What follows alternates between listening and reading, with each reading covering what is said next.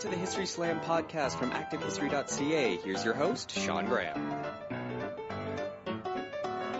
Thank you, Adam. Welcome to the History Slam, everybody. I am Sean Graham, coming at you today nearly live from Ottawa, Ontario, and we are talking treaties today.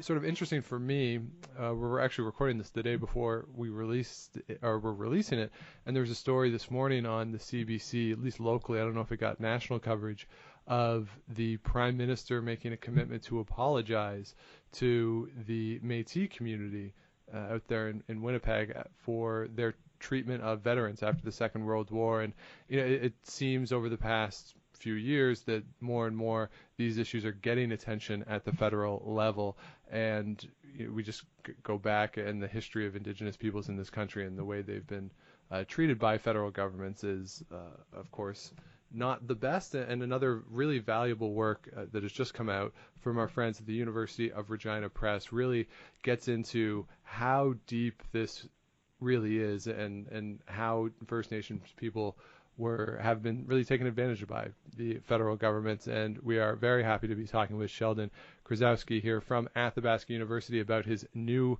book, No Surrender, The Land Remains Indigenous, and he joins us from Calgary. How are you doing today, Sheldon? Good. Thanks for having me. So my very long-winded intro there gets us into treaties, and of course out there in the West, you're in the numbered treaty area. So for you, what's the approach to this book, and how do you get into looking at the treaties? Yeah, it was a bit of a unique approach. So I'm in Calgary, which is where I work, but I was born in Saskatoon. So Saskatoon is part of Treaty 6 territory. And Calgary, of course, is part of Treaty 7 territory. So we have these numbered treaties that were negotiated basically between 1870 and Treaty 7 was 1877. And they are more important in Western Canada, though, of course, there are treaties in Eastern Canada as well. But the numbered treaties, because they're a bit later, they're post-Confederation, and they kind of define, I think they define the relationship between Indigenous and non-Indigenous peoples. And they're important to me, they're important to many people, but many people don't understand about the treaties because they were negotiated over 100 years ago. So it's kind of like that was the idea, to get back into the numbered treaties and to focus on the specific treaty time and to focus on the negotiations themselves. So just, you mentioned that there's, of course, treaties all over the country. Why were these ones numbered? This is actually something I've never I've never actually asked anybody. Why are these ones specifically numbered? Yeah, it's a good question. All the treaties are numbered. So if you grab, there's Indian treaties and surrenders. They're all compiled. You can get them published. Usually a lot of coals or chapters will have them. But after Confederation in 1867, they restarted the numbering process. So rather than start at, I don't know what it would have been, 537 or something, they decided to start at 1 because the previous ones were negotiated. They were more colonial, like with the London office or with Britain, whereas these are now between Canada and the Queen and First Nations. So that's why they started at number 1. And the first one that they negotiated was at Fort Garry, where Winnipeg is today, and that's treaty number 1. And certainly then, was there an expectation, or is there an expectation as people look back on them, that they are different because they are post-Confederation, this idea that maybe Canada, once it becomes this political institution in 1867, that the treaties are going to change and have a fundamental difference from the colonial era? Well, they certainly are more complicated. If you look at the earlier ones, they're often just single pagers. The early Ontario land surrenders or the Upper Canada treaties are a good example. They're pretty straightforward. They deal with land. They talk about hunting, continued hunting and fishing rights, whereas the numbered treaties after 1871 talk about education clause, and they talk about agricultural assistance and freedom to continue hunting, trapping and fishing. So there's lots of there's lots of extra details, but interestingly, it's not because Canada has grown up as a political entity, but basically other historians have kind of told the story already, but the number treaties are more complicated because of demands made by the Indigenous communities out west. So it was Indigenous communities that demanded protecting from hunting and fishing, agricultural implements. Education clause kind of comes from both missionaries and Indigenous peoples, but these additional clauses weren't because of the benevolence of the Canadian government. They were because of demands made by the chiefs. And is that a product of them seeing what's going on and recognizing what's been happening in now Eastern Canada and the treaties and the violations there? Yeah, absolutely. So there's the Moccasin Telegraph. There's how people communicated back then, and they knew that treaties weren't always adhered to, and they wanted to be very careful when they were negotiating. So part of the kind of misconception about treaties is that the Euro-Canadian political entity took advantage of Indigenous chiefs who supposedly weren't astute negotiators, and they were able to secure access to the lands that way. But in actual fact, the chiefs, the leadership, and the communities were very learned. They knew about Canada. They knew about relationship with the Hudson's Bay Company, who they had been trading with. And so they had a very good idea of what they were getting into when they were negotiating treaties. And so, that was a big part of why they wanted these extra protections. And then what happened in the negotiations is very complicated, but basically you have this treaty process through Treaties 1 through 7, and you have the treaties that exist today. So with that sophistication that the nations are coming into this with and understanding the process and understanding what has happened around them, one of the, correct me if I'm wrong, one of the main claims here in this book is that there was no real cultural misunderstanding between government negotiators and the nations, but instead it was deliberate misrepresentation by government negotiators? Yeah, that's correct. The cultural misunderstandings thesis, which I talk about a little bit in the book, kind of came from historians from about the 1930s to the 70s and the 80s, and there were a whole bunch of different Canadian historians, and it was kind of an easy story to tell because you've got Indigenous communities that have a mainly oral tradition, different languages, and then you have the Euro-Canadians coming in. And so it was kind of easy to say, well, there were miscommunications, people had different expectations, the different sides had different expectations, and the treaties were, I guess to use a quote, not an unqualified success. But when I was looking at the records, and I was looking especially the Indigenous oral histories that have been published, that explanation just seemed too convenient.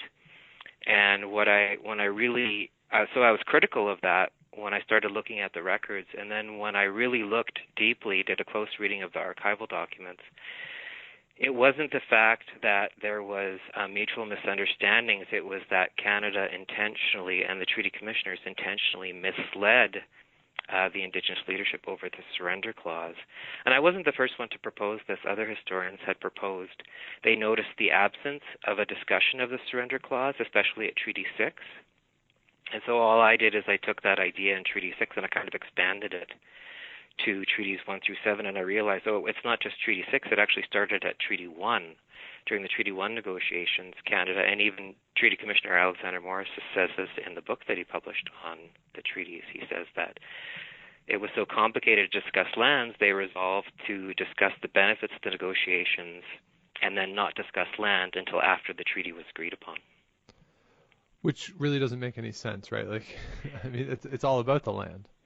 It is all about the land, but for First Nations, and you really see this when you read the book No Surrender, you really see this in the Treaty 4 chapter, that Treaty 4, the negotiations were really about a relationship, and so the Treaty 4 chiefs really wanted to know if they could trust the treaty commissioners, if they could trust Canada, and so it comes down to what the expectations of treaty were for the Indigenous leadership, and it really was about that trust and that relationship. Whereas for Canada, it was about the text of treaty and the surrender clause, but it wasn't that the chiefs didn't understand that. It was that they weren't. That wasn't stated to them. So how can they misunderstand something that wasn't stated to them in the first place?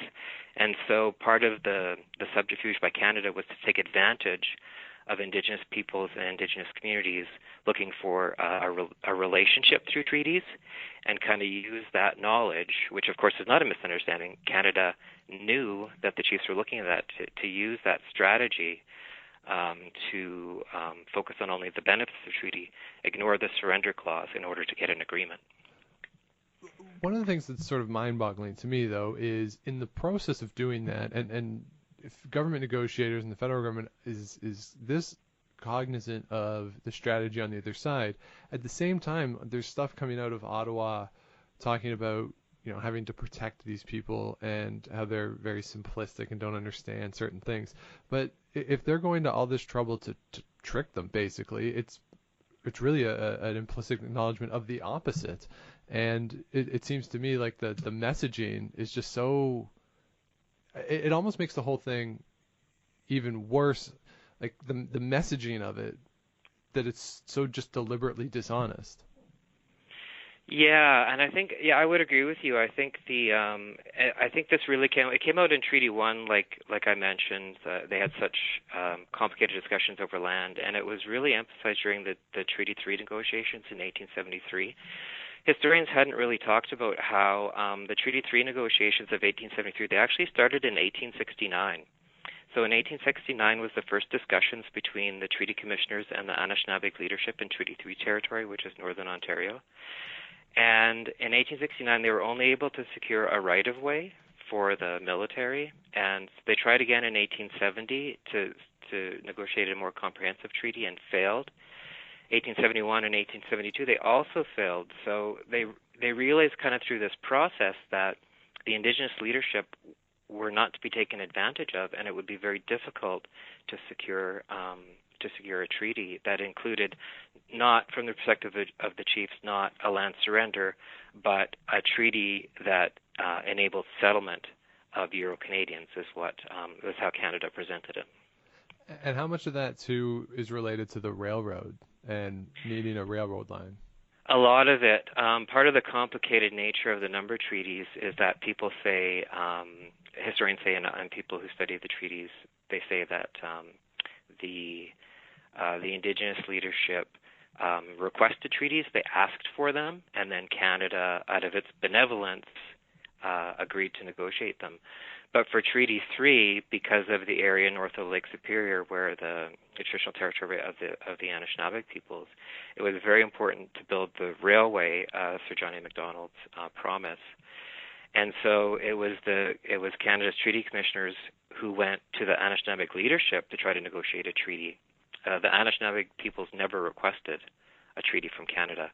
In later number treaties, the Indigenous leadership did request a treaty because they had the beginnings of settlement, and they wanted the question of settlement. They wanted a treaty relationship to be centered around that. But for Treaty 3, there was no request, so it was all about the railway and settlement. And it's remarkable too, right? Because sort of the narrative for a long time about the railway has been this uniting force, and this is what brings Canada together. But it's at the expense of all these different nations, and really compromising the integrity, at the very least, of the federal government. Yeah, absolutely. But it does kind of show, like, the railway put that additional pressure on Canada's treaty commissioners to negotiate the treaty because of that. And then, I don't know, you kind of have to, I've been in the documents for quite a few years, and you start to kind of imagine what the, how it is. You imagine what the time is like. You try to imagine what people are thinking to the best of your ability. And you kind of start to see that that additional pressure. Settlers are coming. Settlers are here. They want to start farming, but they can't start farming until the treaty is successfully negotiated. Right.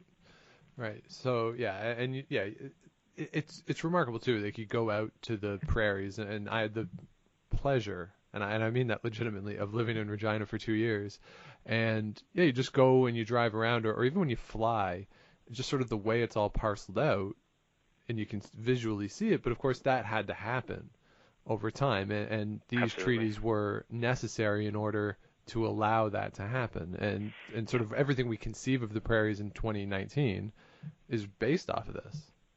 Yeah, it's quite interesting that you say that, because for Treaty 6, which isn't Regina but just past Regina, more into the northern, mid-central Saskatchewan and then into Alberta, like I mentioned, Indigenous chiefs had requested treaty quite a few years prior to the negotiations of Treaty 4, but Canada did not agree to a treaty until they had sent a survey party, I think in the early 1870s. And it was Chief Sweetgrass's son who questioned, well, what is the survey party doing here? We don't have any treaties negotiated. And they took the first horse at the beginning of the survey party. They turned it around and they pointed it east and they said go. And so it wasn't until these types of instances that Canada agreed to negotiate Treaty 6. So one of the things too that the book talks about is some of the strategies that the government negotiators used in order to essentially trick the nations. And one of these is, as you mentioned, it's not really about the land at all. But one of these that sort of caught my attention that I want to talk about is they intentionally would distance chiefs from the physical text by having them touch the pen to the treaty and then shaking hands with the clerk, who would then sign on their behalf, leading to the impression that the verbal discussion was the formal agreement. Now, I read that, and I would say, is that not sort of the definition of, like, fraud? Yeah, it's interesting, and the common explanation that people who've written about treaties in the past have used is that Indigenous peoples are non-literate, so it makes sense that they wouldn't sign, that they would just mark the treaty with an X. And like the whole misunderstandings thing, like on the face of it, that sounds reasonable, right? But when you look into it closely, and when you study treaties, you mentioned the treaties further out east. In the Upper Canada treaties, many of the written parchment treaties, the chiefs would actually sign the treaties with their totem animals. I don't know if you've seen examples of these early manuscripts before. No, I haven't, no. Yeah, they're quite interesting. So I kind of looked at that and I said, well, wait a minute. And these are Anishinaabeg chiefs in just further east, the same as the Treaty 3 chiefs, and they have the same clan system. They have the same totem animals that they would use for their clan system. Why aren't these Treaty 3 chiefs signing like had been done in the previous treaties? And so looking into a little bit more, that this strategy actually originated in the United States, that some of the treaty commissioners started to do this. And my guess is that the idea filtered further north. And so you had this idea that I mentioned earlier of Canada trying to focus on the relationship, not so much on the treaty text. And part of that process is like you mentioned, this distancing, this you don't need to sign the document. You don't need to. All you need to do is either shake the hand of the commissioner or touch the pen of the clerk. And so, to me, that really emphasized this distancing, this idea. And it's not the only thing. Like in the book, I say it's part of a strategic plan that the treaty commissioners came up with.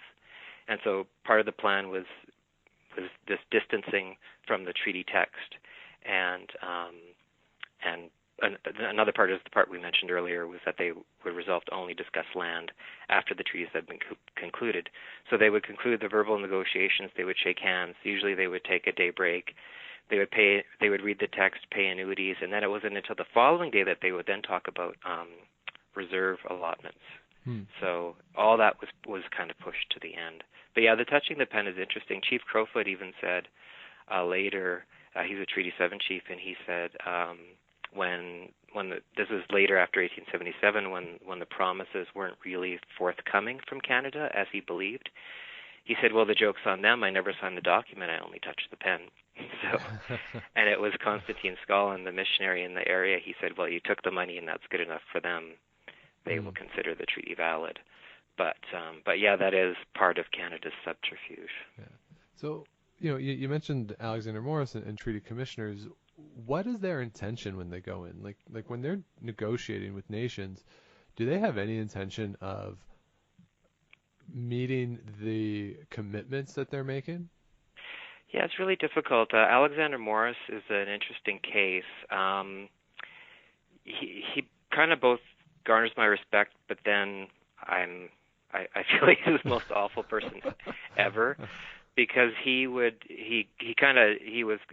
the deviser of the strategic plan, but he certainly added to it. He was just like I mentioned, like there's immense pressure on him to have successful treaty negotiations because of settlement, because of the railway, because of all these different aspects. And so, he's negotiating, and he himself was both lieutenant governor, and he was a business person as well. And so he had done some willing and dealings. His father had been part of the Indian Commission out further east, so he kind of had this idea. And so he would, I think when he approached the negotiations, like he was sincere, but in a very patriarchal way, because he felt that even though he was being disingenuous, that he felt that this was the best for Indigenous communities at the time, that they accept treaty.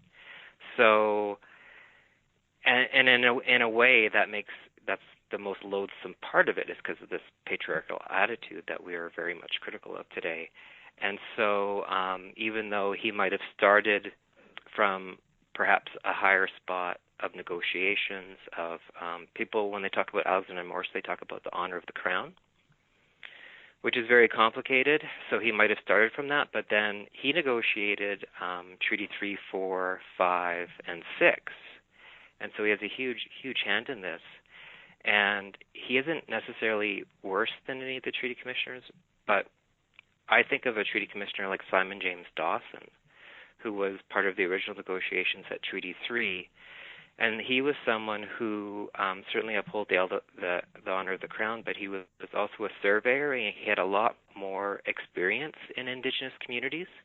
Prior to being a treaty commissioner, he was involved in the survey of the Dawson route of the road that eventually became close to where the railway went. And so he worked with Indigenous peoples, and when he negotiated treaties, he didn't use the same subterfuge. He was certainly part of the negotiations, but he's the person who took his own account of the Treaty 3 negotiations, and he noted that that the chief's speeches were being written down slightly different than the clerk and the journalists were doing them, and so he collected this account of the Treaty 3 negotiations, and even though he was a treaty commissioner, he never shared it with the Indian Department, and he kept it for himself, and it was eventually donated to the provincial archives, or the National Archives in Ottawa, sorry. And so we get this really interesting discrepancy that focuses directly on the surrender clause in Treaty 3, and that's only because of Simon James Dawson, who was also a treaty commissioner, a treaty commissioner who I very much respect, unlike Morris. Right. So that's interesting, though, that he had that background, because generally, like with someone like Morris, as you say, you don't expect them to have, I don't know if empathy is the right word for the community, because the majority of them weren't really from the area. They hadn't spent a lot of time there, right? They're just out there to do the negotiations. Yeah, David Laird is another example. He was treaty commissioner initially for Treaty 4, and he's from Prince Edward Island. And so you do have these, and it was a big critique of the Hudson's Bay Company people and the other people who had spent time in the West, that they had little patience for Easterners who tried to impose their own views of what relations with Indigenous peoples should be like. So is there a change over time with all this too? I mean, I know the treaties are coming within a 7-year period, but does Treaty 1 then inform Treaty 2 and 2 inform 3? Like is there that progression there where either on the government side or for the nations themselves, are they adjusting per treaty? They're trying to. When you look at the Department of Indian Affairs correspondence, they're really trying to limit the expense in the benefits of treaties. And so Treaty 1, for example, all the treaties, all the number treaties have annuity payments attached to them. So these are payments that last as long as the sun shines, the grass grows, and the rivers flow, and they continue today. It's a bone of contention because they are set. They've never changed. They're set at their original fee, which for Treaty 1 was $3 per year per person. But then later with Treaty 3, as I mentioned, the negotiations were extended with the Anishinaabeg. So Treaty Commissioner Morris added to the annuity payments, and he made a single payment of $7 for in 1873, and then an annuity payment in perpetuity of $5. And so this was a lot of money in 1873, of course. There's not a lot of money today, and Canada says they continue these payments for symbolism, but there is quite a bit of interest in exactly what role the annuity payments played. And annuity payments after Treaty 3, then there's all this correspondence saying, well, we should get the annuity payments returned to $3 for Treaty 4 and Treaty 5, and they did for Treaty 5 for most of them. But then Treaty 6 was quite difficult as well, and Treaty 4, and so the annuities stayed at $5. And other things they try to limit, like agricultural implements and stuff like that, from the Canadian government's perspective. From the Indigenous community's perspective, their communities, the last smallpox epidemic was in the late 1860s, and that had an impact. There's also, especially Treaty 7 where I am now, there was a lot of negative impact, colonial impact, because of the presence of alcohol in the late 1860s. And then in the 1870s, which is the era that you're asking about, one of the big impacts on Indigenous communities is the disappearance of the bison, the buffalo. And so this is really hitting communities hard, especially the Cree communities and the Nisissapi as well, the Blackfoot communities as well. And so that really kind of changes treaties into more towards this relationship, where the idea is that the Indigenous communities are looking to Canada to provide that livelihood, and that's why we get these agricultural clauses in the treaties. And so they start out in Treaty 1 as basically assistance with agriculture, but by the time we have the Treaty 6 negotiations, the agricultural clause is this huge list of cows and agricultural implements and plows and all these different things. And if you look at the original manuscript of Treaty 6, you can see in pen how there's not much room in the manuscript, but they're adding all these different implements that the chiefs had demanded in Treaty 6. So yeah, even between 1871 and 1877, there are quite a few changes from both sides. But why if the nations are struggling with these various issues, and certainly the government is not all that sympathetic to their plight, why not just, and this is going to sound cold, but I mean the way in which the government has approached First Nations forever has been pretty cold. Just let them sort of basically let them die. I don't why trick people. There's two different eras kind of going on. So Canada, the treaty commissioners, they were kind of forced, especially for Treaty 6, because I mentioned the surveyor episode. Mm-hmm. So Canada both wanted to allow settlement. They wanted to develop the land. The Silver Plan in 1869 eliminated HBC title, and now Canada wanted to assert its own sovereignty. So they wanted to push in surveyors. They wanted to push in settlers. But the Indigenous communities were very strong, and they refused that, right? There's a lot of resistance. There's a lot of agency. 1875 and into 1876, especially chiefs like Big Bear, who would not allow any settlers to come into their territory, and the same thing for Treaty 7, where I am now. So because of that, Canada was forced to negotiate Treaty 6 and 7. Part of Treaty 6 and 7, well, not 7, but especially part of Treaty 6 is what's known as the Medicine Chest Clause. So because the negotiations were so difficult, Treaty Commissioner Morris added the Medicine Chest Clause, in which it kind of has a dual purpose. It both protects Indigenous communities in times of famine, which they were looking at with the disappearance of the buffalo, and it allows for a payment of monies from the transition to agriculture for Indigenous communities. So they are looking at that livelihood.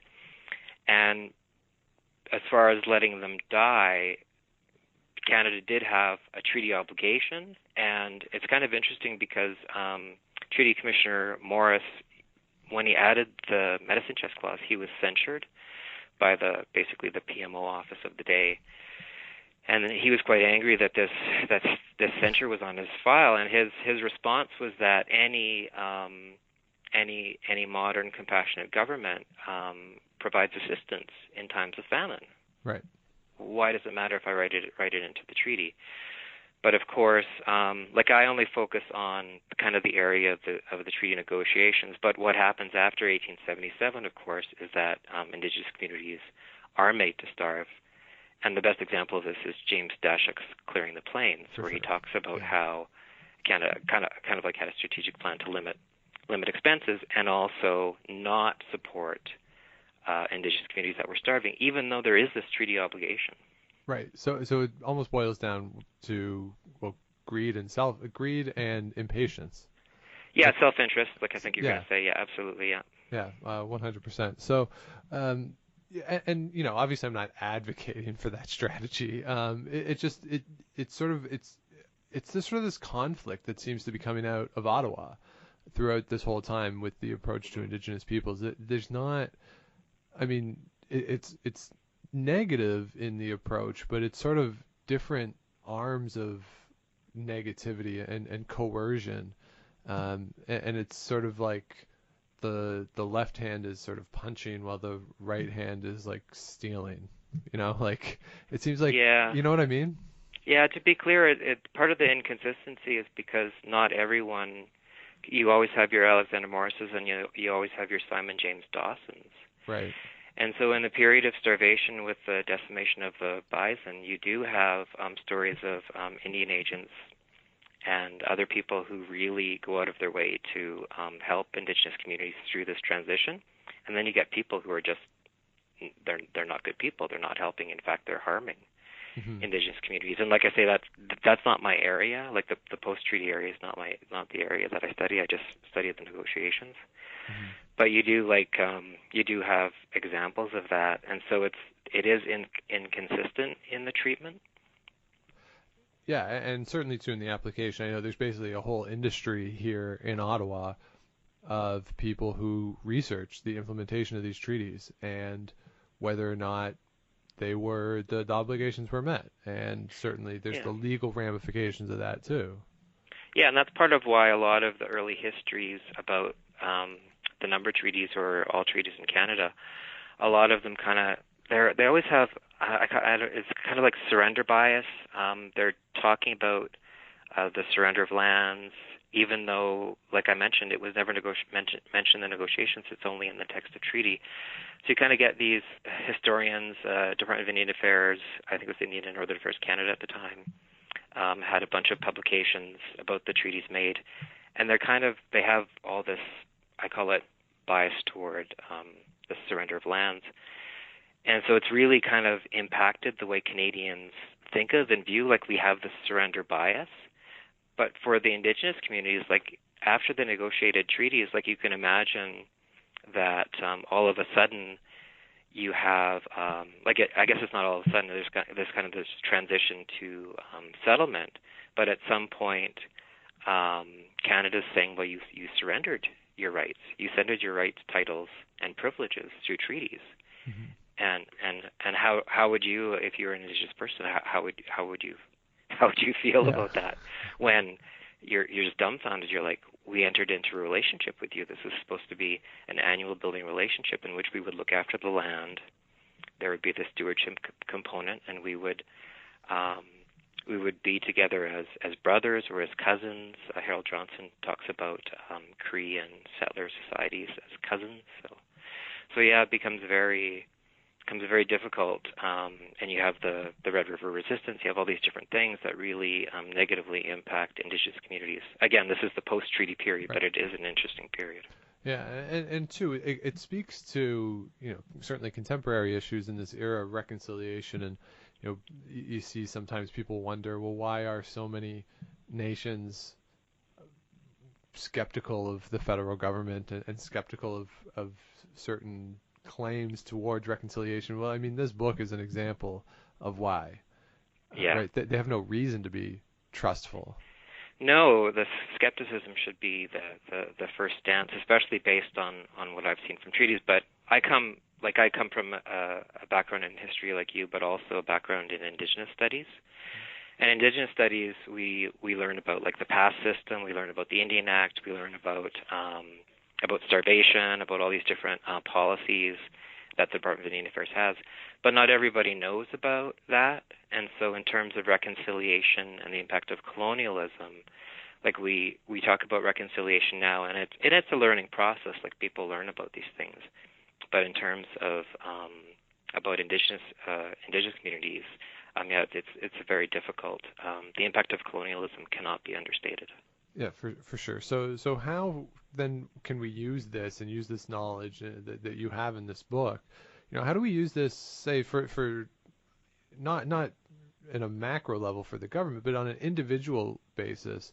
I read this and I learn about how these treaties were negotiated and everything that goes into it. How can I then, as a person who has gone through the TRC and looked at all those recommendations, how can we implement things into our daily lives to help work towards reconciliation? Yeah, well, I think treaties are an important part of that. Michael Ash, he has a recent book out where he talks about, it's called On Being Here to Stay, but it really helped me because he was one of the first, he's not a historian, he's an anthropologist, but he was one of the first authors to talk about treaties as a rejection of the cultural misunderstandings. That in Treaty 4, he argued that both the Indigenous leadership and the treaty commissioners understood each other. And he describes Treaty 4 and treaties as non-Indigenous peoples' Magna Carta, right? Mm-hmm. So treaties is how settler society, or we as non-Indigenous peoples, how we explain our rights to the land.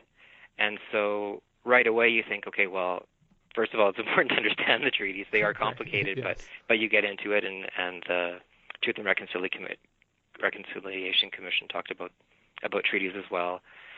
And then it really gets down to that relationship. Like, forget about the text of treaty, forget about that part of it, but look at other documents, look at eyewitness accounts, look at Indigenous oral histories, which are quite readily available now, at least translated versions, and then kind of learn about what that treaty relationship is, and then you can kind of, like I'm in post-secondary education, so I kind of think about how if we're in a treaty relationship and say you're a program advisor or you do something else in a post-secondary institution, then you can kind of apply that relationship to how you, basically how you view your relationship with Indigenous peoples in your workplace or at home.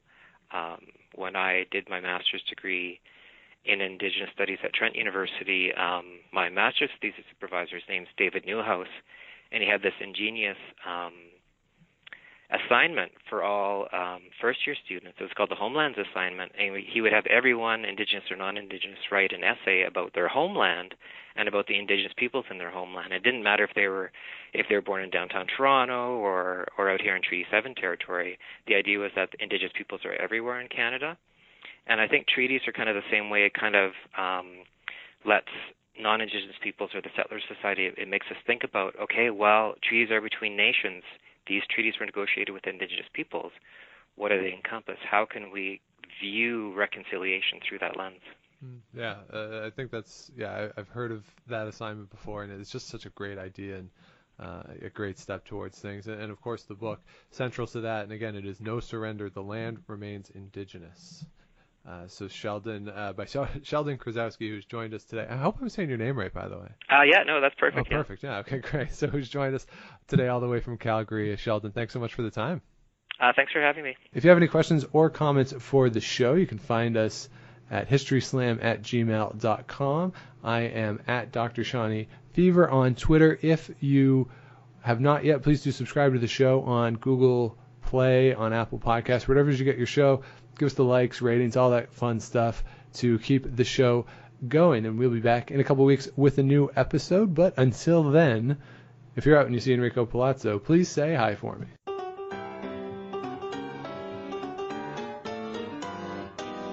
Thanks for listening to the History Slam podcast. Be sure to check out Active History for more features, articles, and be sure to subscribe on iTunes.